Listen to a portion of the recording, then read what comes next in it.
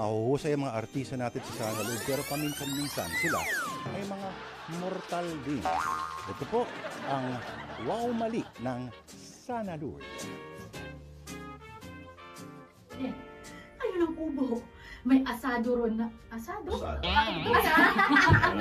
Asada! May asada ron! Yung in-order mo dun, asado yun. Asado! Isuot mo ito, Bea. Ang ganda po Lolo. Di pangkaraniwan ang kwintas na yan, kaya na may tanggalin mo na lang. Raisa! Nandiyan ka ba sa labas ng bahay? Si Mang Berto ba yun? Kailan pa nagkaroon ng pakialam sa amin si Mang Berto? Raisa, nandiyan ka ba? Tao po! Sorry. At sabi mo sa labas ng bahay? Bakit sa labas? Nandiyan ka ba sa... Oh, tanga.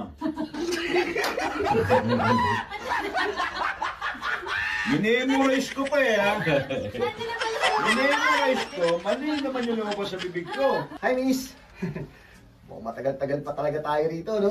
Ayun, matagal pa Oo, nga. pare ko, Miss, hindi ka ng babato. Nakakainis na lang, no? Mabuti at dito rin nagpunta yung kapatid mo, Gwen. Sige, umatching ka muna. Hindi po, Mika Ah, po. may ka sorry.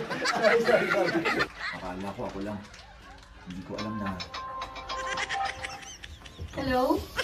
Yes? Sorry. Sorry. O basta, pag kailangan mo ng kachika, tawagan mo lang ako, Gwen. Oo, sige, tawagan na lang kayo namin yun. Okay na yun. Ang linaw. Okay na yun. Naiintindihan naman nila yun. Opo. Tay, sabihin nyo nga sa akin, si Ate Gwen ba iniiyam magtsapapa? Wawi-wawi, wawi-wawi. Ano? Lupa para kay Ate Gwen. Plano para kay Gwen. Ito para kay Gwen. Ako, saan ako lulugar?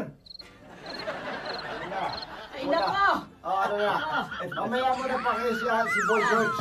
Kung tutuusin anak, matagal na namin pinag-uusapan ng tatay mo kung paano mo gagamitin ang lupa mo. Dahil alam namin ibang pangarap mo at ibang tatahakin mong buhay. Bakit hindi niyo po sinabi agad? Bunga nga kasi ng bunga nga. Lagi ka kasi nagre-react, anak. Lagi kang sigaw ng sigaw. Mga anak, halika kayo sa kusina. Tikman natin ang inihandang pagkain ng nanay-nena nyo. Oh, Kuya Boji, nasa si Ate Shena at si Pumpago.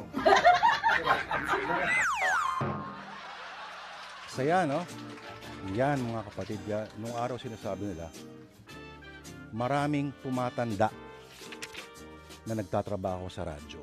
Kasi iba ang magic, ano? Although yung mga bakbakong henerasyon, iba nang tingin dito, once upon a time.